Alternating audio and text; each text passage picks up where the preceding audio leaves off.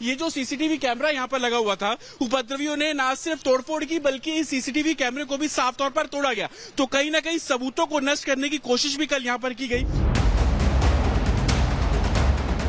हालांकि जो तस्वीरें सामने आई उसने औरंगजेब गैंग को तो एक्सपोज कर दिया, क्योंकि जिस तरह से अचानक दंगाइयों की भीड़ यहाँ मौके पर जुटी और चेहरा छिपाकर जिस तरह उपद्रवियों की भीड़ ने हंगामा खड़ा किया, उससे साफ है कि नागपुर में उत्पात मचाने की प्लानिंग पहले ही फिक्स कर ली गई थी। औरंगजेब गैंग बस मौके की ताक में था और जैसे ही कल औरंगजेब की कब्र उखाड़ने की मांग तेज हुई, उन्हें वो मौका मिल गया और सोची समझी साजिश के तहत नागपुर को दंगे की आग में झोंक दिया गया। संघ का गढ़ कहे जाने वाले नागपुर को दंगे की आग में दहलाने की साजिश कितनी गहरी थी, इसका अंदाजा यहां भड़की हिंसा की तस्वीरों से ही लगाया जा सकता है।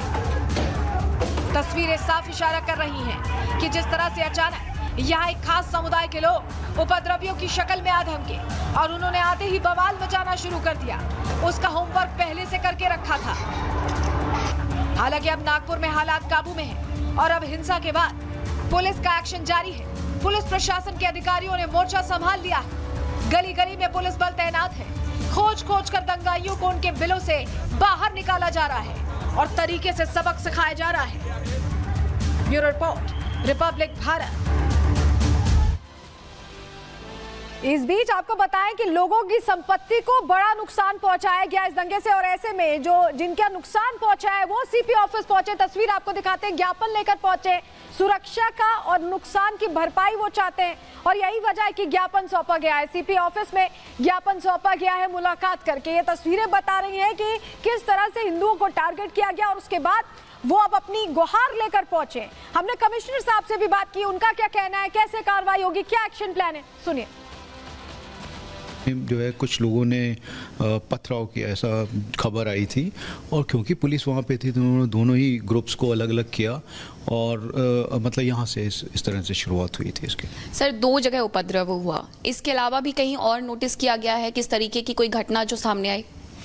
जो मेन जो हुआ है वो उसी एरिया में हुआ और इसके बाद में रात को लगभग 1 बजे के आसपास जो है दूसरे एक और जगह पे, जो कि वहीं से कोई 3-4 किलोमीटर पे है, वहाँ पे इंसिडेंट हुआ था। लोगों की पहचान हो पाई है? कितने लोगों को अभी तक गिरफ्तार किया गया है? क्या पूछताछ चल रही है? इनिशियल स्टेज पे है क्योंकि सारी चीजें नहीं, अभी तक लगभग 50 लोगों को हमने हिरासत में लिया है और 5 गुन्हे दाखिल किए हैं इसमें, और जो भी इसमें इन्वॉल्व हैं अभी और भी जो लोग हमें नज़र आ रहे हैं वीडियोस में, सोशल मीडिया पे या फिर हमारा जो कमांड कंट्रोल सेंटर है उसमें, तो उन लोगों को भी इसमें आइडेंटिफाई किया जा रहा है और उसमें कार्रवाई हो रही है। इस हिंसा में सिर्फ हिंदुओं को ही नहीं बल्कि पुलिस कर्मियों को भी टारगेट किया गया। नागपुर हिंसा में हिंदू तो टारगेट पर थे ही, हमले में 5 लोग गंभीर रूप से घायल हुए हैं। 2 घायलों का आईसीयू में इलाज चल रहा है, ये जानकारी मिल रही है। उपद्रवियों ने पुलिस पर भी अटैक किया। हिंसक झड़प में 33 पुलिसकर्मी घायल बताए जा रहे हैं। एक एसआई पर कुल्हाड़ी से अटैक हुआ है। सोचिए आप, इतनी बर्बरता कि कुल्हाड़ी से अटैक कर दिया। कई पुलिस वालों का अभी भी बताया जा रहा है कि इलाज चल रहा है, हालत गंभीर बनी हुई है। स्थिति इतनी खराब थी कि इसको लेकर जो सरकार के मंत्री हैं उन्होंने भी चिंता जाहिर की। चंद्रशेखर बावनकुले क्या कह रहे हैं महाराष्ट्र में मंत्री, सुनिए। हमारे 2 डीसीपी यहाँ पर एडमिट है। जो कदम डीसीपी है उनको ज़्यादा गंभीर दुखापत है, जिसमें कुल्हाड़ी से मारा गया है और शायद वो थोड़ा सा भी और कुछ होता तो शायद जान को खतरा हो सकता था डीसीपी कदम के। और हमारे 2 डीसीपी भी जख्मी हुए हैं। 34 पुलिस कर्मचारी और बाकी अधिकारी जख्मी है, तो सबको डिस्चार्ज किया गया है। लेकिन एक बहुत दुर्भाग्यपूर्ण है कि नागपुर में ऐसी घटना होती है, और नागपुर जैसा हमारा सांस्कृतिक शहर है, हमारा एक विरासत है, नागपुर का एक विश्व में और देश में नाम है।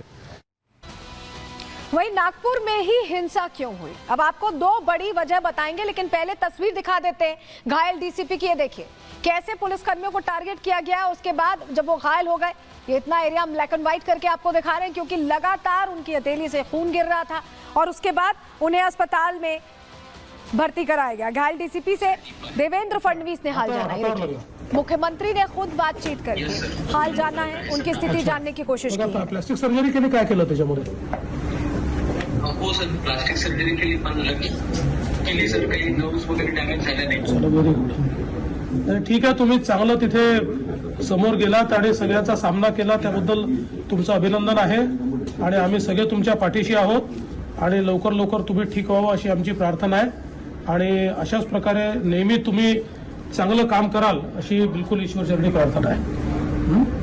Thank you sir. Okay, all the best, all the best. चलिए अब आपको वो वजह बताने जा रहे हैं जिसकी वजह से नागपुर को ही टारगेट किया गया. कारण नंबर 1, 17 मार्च ये दिन था छत्रपति शिवाजी की जयंती का. कल हिंदू संगठनों ने प्रदर्शन किया था और हिंसा के जरिए दंगाई अब मैसेज देना चाहते थे क्या, ये प्रश्न है. दूसरी बड़ी वजह क्या है ये समझिए. महल इलाका से जुड़ी ये वजह है. महल इलाके में आरएसएस का हेडक्वार्टर्स है. महल इलाके में हिंसा के लिए इसीलिए क्या भीड़ जुटी, ये भी प्रश्न है. आरएसएस को क्या बदनाम करने की प्लानिंग थी या नुकसान पहुंचाने की प्लानिंग थी, क्या दंगाइयों का उस पूरे इलाके को तहस नहस करने का प्लान था, कोई बड़ी तैयारी थी, ये अपने आप में प्रश्न बना हुआ है. क्योंकि ये जो तस्वीरें हैं ये कम से कम यही बता रही हैं और अफवाह के जरिए ही ये कोशिश की गई कि एक तरह से आग लगाई जाए. रामनवमी को लेकर देखिए, जिस दुकान में सामान रखे थे, भगवान के प्रॉप्स रखे थे, उनकी मूर्तियां रखी थी, उसको देखकर आइडेंटिफाई करके तुरंत आग के हवाले कर दिया गया. हमारे सहयोगी की रिपोर्ट आपको दिखा रहे हैं. रामनवमी की झांकियाँ झांकी निर्माण का काम होता है.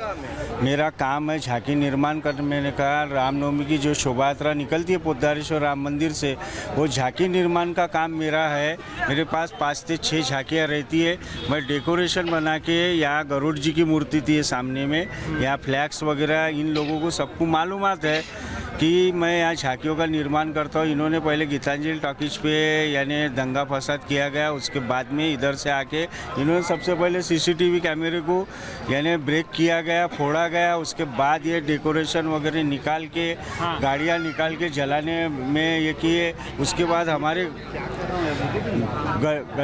गली का जो दरवाज़ा है तोड़ के हमारे घरों में यानी घुसने की कोशिश की. पेट्रोल बॉम्ब बना के उन्होंने घरों पे फेंके, ईंटें.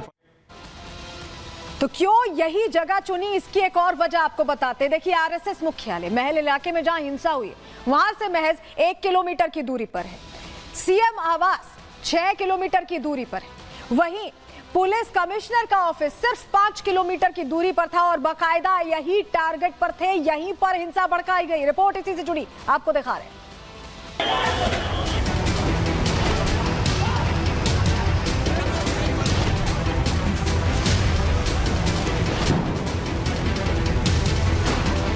ये हिंसा कट्टरपंथी विचारधारा की है. ये आग हिंदू धर्म के खिलाफ है. ये पत्थरबाजी कानून व्यवस्था को ध्वस्त करने के लिए हो रही है.